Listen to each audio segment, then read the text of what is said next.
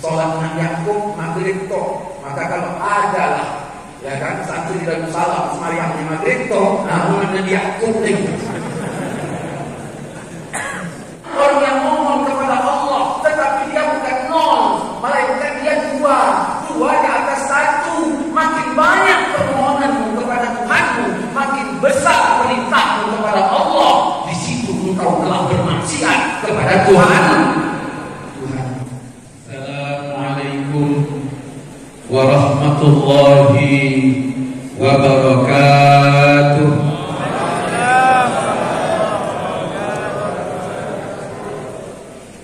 Alhamdulillah, asyhadu an la ilaha illallah, asyhadu anna Muhammadar Rasulullah.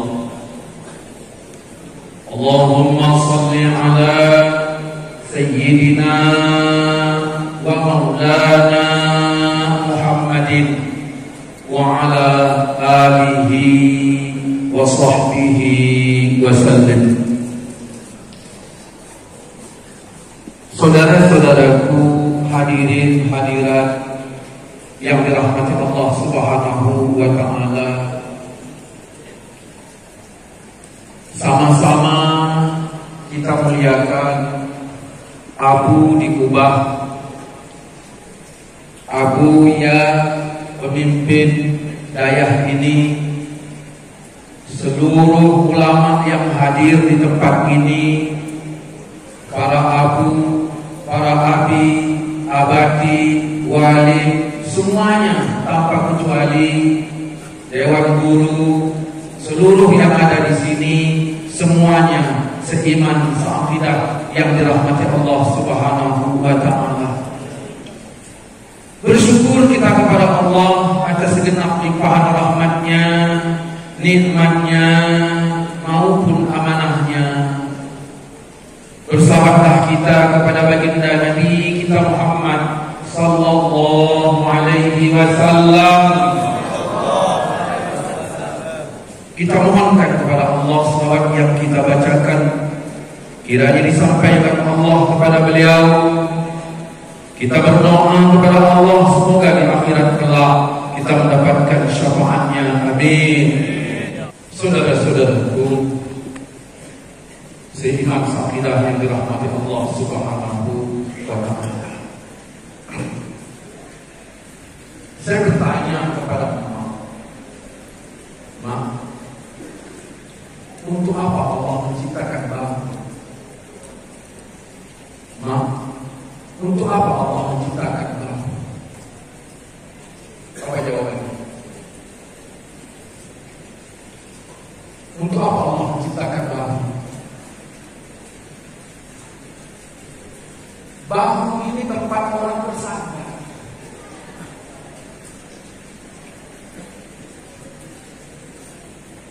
Inilah bambu, tempat orang bersandar. Maka carilah teman yang memiliki bambu. Maka ketika engkau butuh bambunya, engkau bisa bersandar di bambunya. Tapi jangan lupa, siapkan bambumu juga untuk teman. Jangan menjadi orang yang tak punya bambu. Ini raja berjalan berkat alumni yang mau saling membantu.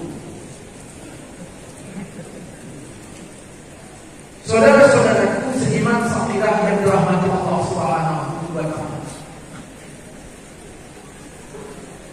Allah mengatakan tilka darul akhirah, demikian negeri akhirat itu, naj'alha, kami jadikan untuk orang la yuriduna uluwan, untuk orang yang tak pengen tinggi. Surga diciptakan untuk orang yang tak kepengen tinggi. Bagaimana? Allah Subhanahu wa taala jadikan sholat pada hamba supaya hamba mengerti siapa tentang diri.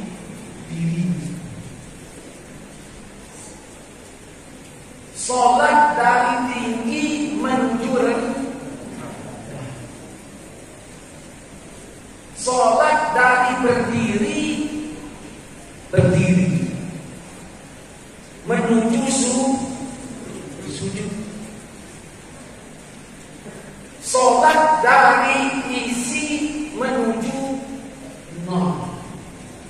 Sholat dari fikir menuju zikir. Ada orang berkata, Ustaz, aku tahajud tak pernah tinggal. Aku duha tak pernah tinggal. Tapi aku tak tanyakan berapa yang sudah kau kerjakan. Hanya aku tanyakan, dan sholat yang sudah banyak kau kerjakan, berapa nol yang sudah kau dapat?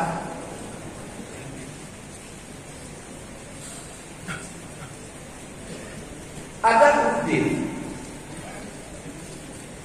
datang menjumpai saya. Bang, 20 tahun aku tak pernah tinggal sholat berjamaah. 20 tahun aku berdiri di belakang imam.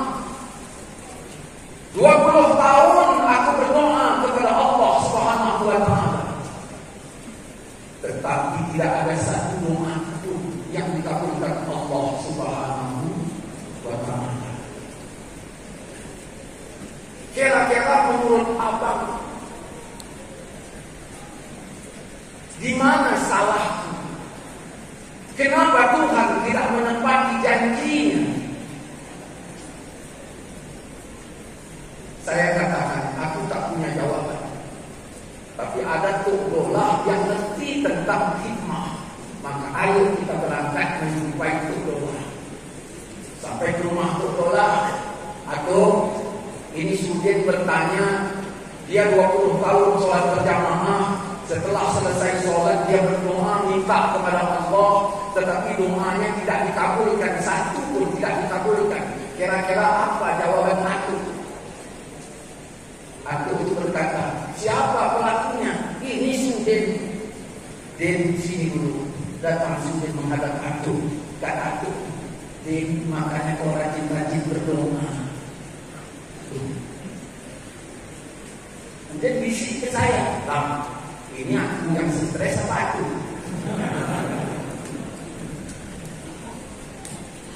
Aku berdoa 20 tahun gak dikabulkan Allah.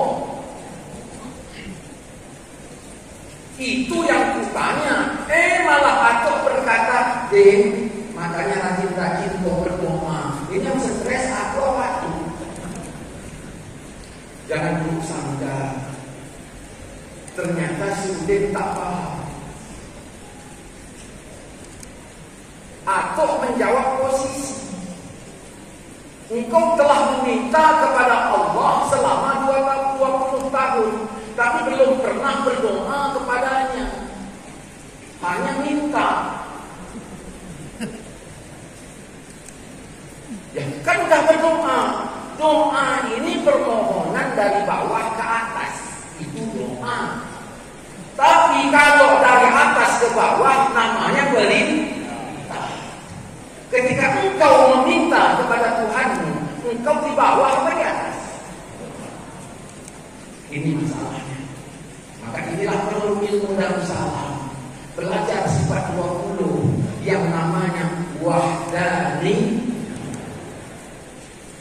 Wahda, alif nun, ya, ta. 4 dibagi. Maka dari sini jadilah nafi di makam. Kau mutasil pada zat, munfasil pada zat, mutasil pada sifat, munfasil pada sifat, munfasil pada apa?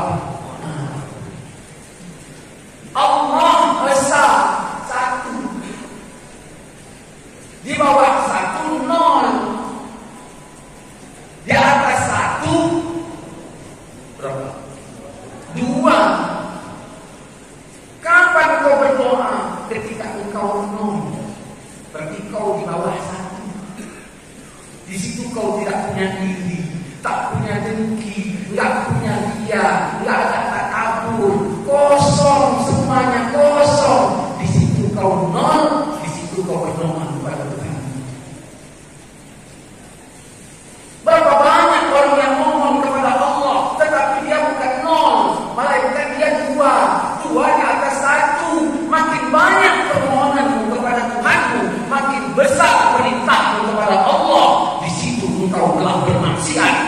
Tuhan. Saudara-saudara seiman seakidah yang dirahmati Allah Subhanahu wa taala, adik-adikku sekalian, para santri dewan guru, jadilah kalian nol supaya apa yang kalian mohon menjadi doa. Jangan kau jadi 2, jangan kau jadi 3, apalagi 4, 5 dan 6. Engkau jauh di atasnya.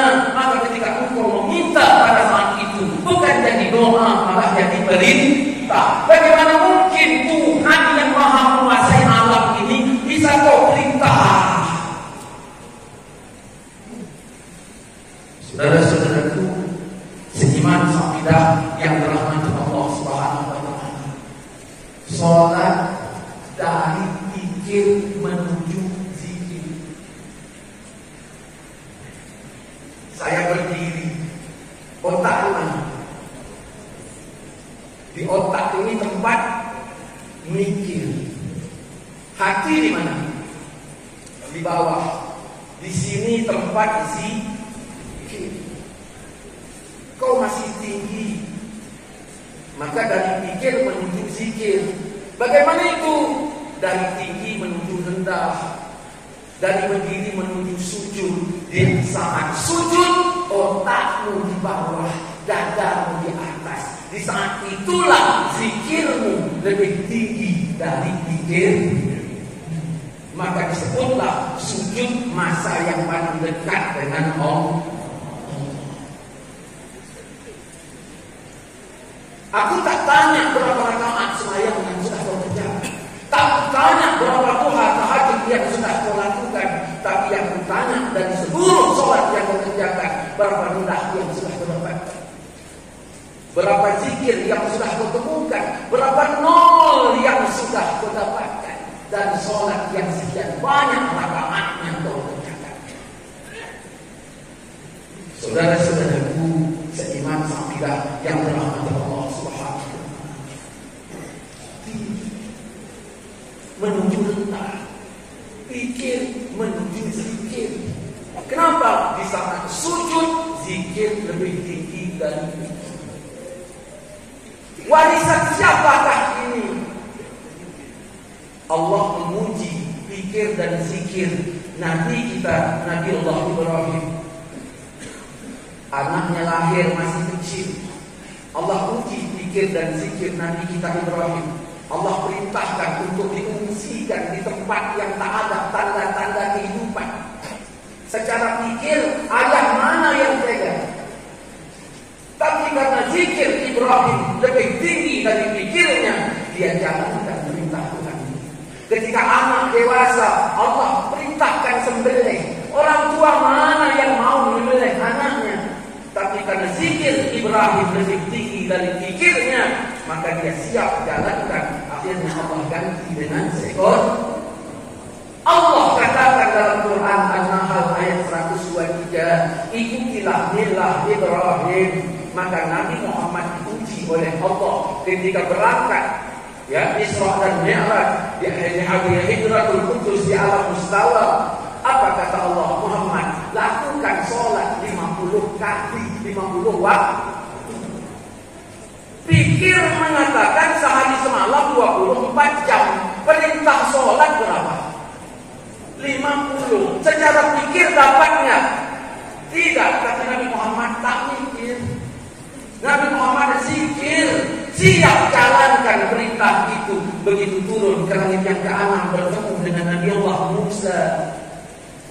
Nabi Musa ngajak mikir, maka akhirnya sholat itu jadilah 5 waktu. Subuh diambil dari Adam, zuhur diambil dari Daud, asar diambil dari Sulaiman, maghrib diambil dari Yakub. Karena seluruh nabi-nabi dahulu sholatnya 1 waktu. Sholat Nabi Yakub maghrib toh. Maka kalau ada lah, ya kan, satu di dalam salam sembahyangnya maghrib toh, namun ada Yakub lagi. Isa sembahyangnya Nabi Yunus. Nabi Muhammad diwariskan 5, bahwa sholat itu mencegah dari keji dan munkar. Maka kemungkaran yang paling besar, rajin tetap tinggi. Rajin sujud tetap pikir, tidak sampai pada maqam zikir. Rajin sujud tidak menemukan nol, maka setiap kali dia berdoa menjadi perintahnya kepada Allah, bukan menjadi doanya dari bawah ke atas. Saudara-saudaraku seiman seakidah yang dirahmati Allah Subhanahu wa ta'ala. Makanya Fir'aun tinggi mengaku sebagai Tuhan. Allah tunjukkan kepada Fir'aun bahwa Fir'aun bukan Tuhan. Surga diciptakan untuk orang yang gak tinggi, yang gak pengen tinggi. Tapi Fir'aun ngaku tinggi. Allah tunjukkan bahwa Fir'aun tak tinggi, dia ngaku Tuhan. Bagaimana cara Allah? Keringkannya sungai Nil sekering-keringnya. Begitu sudah kering sungai Nil sekering-keringnya, datanglah masyarakat yang ada di pinggir sungai Nil unjuk rasa kepada Fir'aun. Wahai Fir'aun, kau kan ngaku Tuhan, ini sungai Nil sudah kering, kami tak lagi minum, mandi tak lagi. Kalau memang betul Tuhan kau Fir'aun, tunjukkan sungai Nil ini penuh airnya, buat kami bahagia. Apa yang bisa dibuat Fir'aun? Karena beliau bukan Tuhan. Akhirnya bagaimana? Seluruh peserta unjuk rasa dibubarkan. Kebiasa itu kalau dibubarkan berarti nggak ada solusi. Datang besoknya unjuk rasa lagi, diusir lagi, unjuk rasa lagi, diusir lagi. Akhirnya serentak, tua muda, laki perempuan, sehat sakit, besar kecil, datang unjuk rasa. Wahai Fir'aun, di situ Fir'aun kalah takut dari ketinggiannya, tak bisa berbuat apa-apa. Dari pengakuan ketuhanannya, dia tidak bisa berbuat apa-apa. Kata Fir'aun, kalau memang kalian tak percaya lagi kepadaku, tinggalkan negeri ini. Maka semuanya sepakat meninggalkan negeri. Di situ Fir'aun kebingungan. Kalau masyarakat meninggalkan negeri, Fir'aun mau makan apa? Disitulah Fir'aun yang tinggi sujud ke hadapan Allah. Dibenamkannya kepalanya di dalam pasir itu sampai hampir tenggelam. Di situ Fir'aun berkata, Ya Allah, Ya Rabb, aku datang sebagai hamba yang lemah. Aku mohon kepadamu, Ya Allah, penuhkanlah sungai Nil dengan airmu. Lama Fir'aun sujud. Begitu bangun dari sujudnya, dia intip ke arah sungai Nil. Lihatnya air sudah setengah.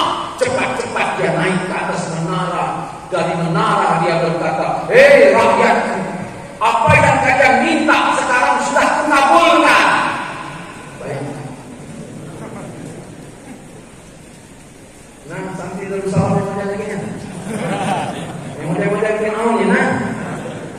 Buat masalah, luar biasa. Nangis waktu sujud. Begitu selesai masalah, tinggi kembali. Aku datang sebagai hamba yang lemah. Aku mohon kepadamu, penuhkan sungai ini dengan airmu. Lama sujud. Begitu dilihat ke sungai Nil hampir penuh. Cepat-cepat naik menara berkata, Hei rakyatku, apa yang kalian minta sekarang kukabulkan. Itulah tingginya Fir'aun. Maka ketika Fir'aun duduk di singgasana, datang Jibril bagaikan wujud manusia. Begitu datang bagaikan wujud manusia,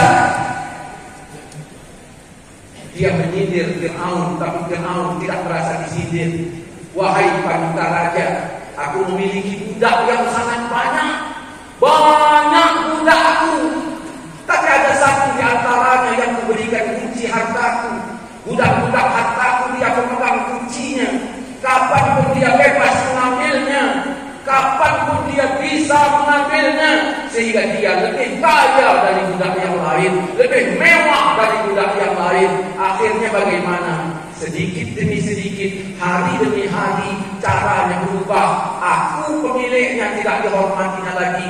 budak-budak yang lain dipengaruhinya untuk percaya kepadanya, dipaksanya budak yang lain untuk meninggalkan aku. Begitulah kejadiannya, wahai Paduka Raja. Maka Fir'aun berkata, oh itu namanya budak pelawan. Kalau aku yang punya budak akan kutenggelamkan di Laut Merah. Artinya apa? Fir'aun telah menandatangani kematiannya di laut. Wahai Paduka,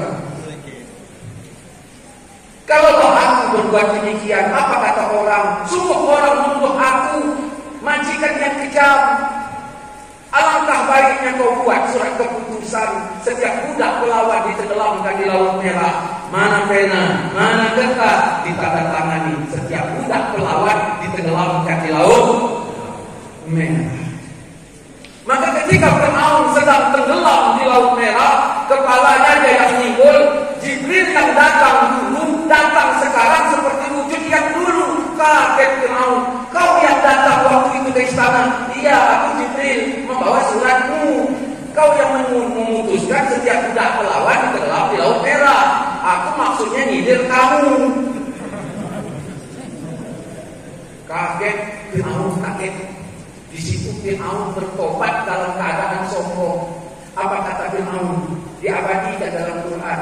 Kalau demikian, kata Fir'aun, aku beriman kepada Tuhannya Bani Israel. Maka tidak sedikit orang-orang ahli tafsir yang mimpi siang bolong mengatakan Fir'aun waktu mau matinya beriman. Itu bodoh, dipukul, dipau. Kalau demikian, aku beriman kepada Tuhannya Bani Israel. Ini menunjukkan kesombongan Fir'aun. Di mana letak sombongnya? Dia tidak mau menyebutkan dua nama musuhnya, Musa dan Harun. Harusnya kalau memang dia orang yang baik, aku beriman kepada Tuhannya Musa dan, tapi dia tidak mau sebutkan. Saksikan bencinya, udah mau mati pun masih. Makanya kita jangan musuh. Jadi kadang-kadang musuh sama leman, kucing leman datang disepak. Musuh sama leman, kucing leman datang disepak. Datang kucing, ini leman pagi-pagi dah datang. Kucing pun heran, aku kan kucing bukan leman. Karena aku pernah nginap di rumah leman 2 bulan. Stres rasa bapak tidak ada kucing.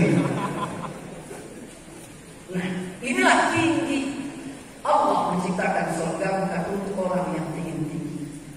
Adik-adikku para santri Dewan Guru, percayalah 10 tahun kalian di sini bersusah payah untuk mendapatkan ilmu. Belum ada apa-apanya dibandingkan setelah kalian keluar dari Darussalam. Kalian akan mempertahankan ilmu kalian itu puluhan tahun. Maka berdoalah kalian kepada Allah dengan posisi 0, lepas dari iri, dengki, ria, takabur. Maka seluruh apa yang kau minta jadi doa kepada Allah. Tapi kalau jika kau berdoa dalam keadaan sombong, hebat, takabur, berarti engkau telah memerintah Tuhanmu. Kau rasakan kau berdoa, hakikatnya engkau telah maksiat kepada Allah. Makanya ketika banjir masa Nabi Nuh, bahtera sudah melayang di atas air. Genaplah beberapa bulan, bahkan mengatakan 6 bulan. Allah hendak surutkan bahtera Nabi Nuh. Begitu Allah hendak surutkan bahtera Nabi Nuh, Allah pilih mana yang pantas menjadi tempat mendarat kapal. Maka Allah Subhanahu wa Ta'ala tanyakan kepada gunung-gunung yang tinggi dan besar. Apa kata Allah? Wahai gunung-gunung, siapkah kalian kudaratkan bahtera Nabi Nuh ke pundak kalian? Apa kata gunung? Kami siap ya Allah, kami mau, kami siap. Hebat kan? Hebat. Kenapa? Patuh.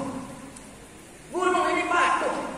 Tapi ujung patuh ini kalimat yang Allah benci. Wahai gunung-gunung, siapkah kalian kudaratkan bahtera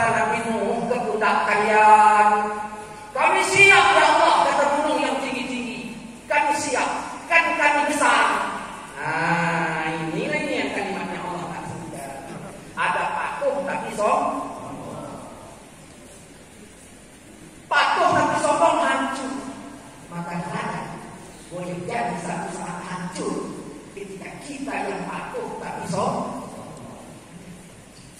Hati-hati, bisa hancur. Ini pesantren kita, ini tempat kita. Saudara-saudara, lalu ditanya, wahai seluruh anggota radar, ya kalian termasuk. Bukan yang ini dia. Wahai seluruh anggota radar, siapkah kalian kudaratkan beban pesantren Darussalam ini ke pundak kalian? Apa jawabannya? Kami siap. Kan itu. Kan kami besar. Hati-hati. Kami siap. Kan kami toke. Hati-hati. Walaupun patuh sombong, Allah tak suka.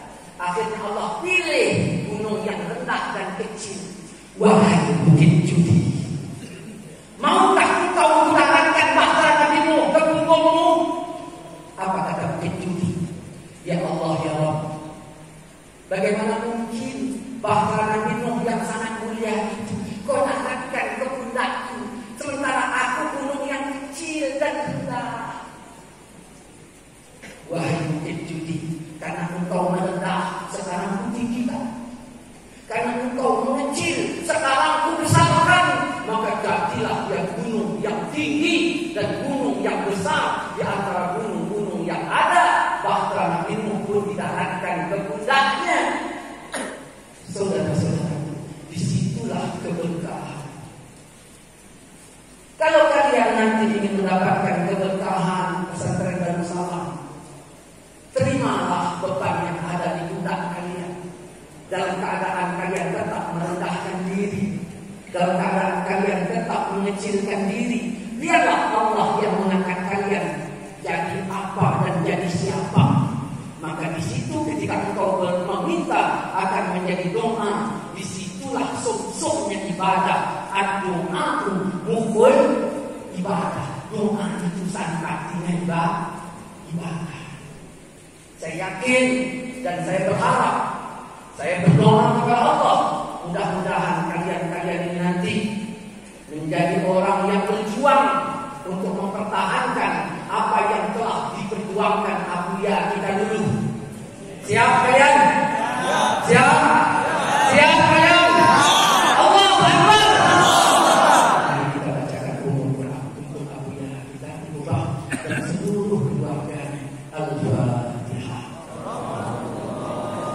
أعوذ بالله من الشيطان الرجيم بسم الله الرحمن الرحيم الحمد لله رب العالمين الرحمن الرحيم مالك يوم الدين إياك نعبد وإياك نستعين اهدنا الصراط المستقيم صراط الذين أنعمت عليهم غير المغضوب عليهم ولا الضالين.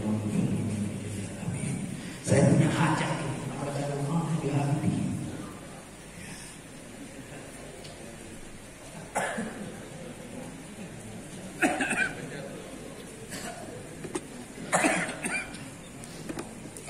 Penutup dan doa mohon kesediaan.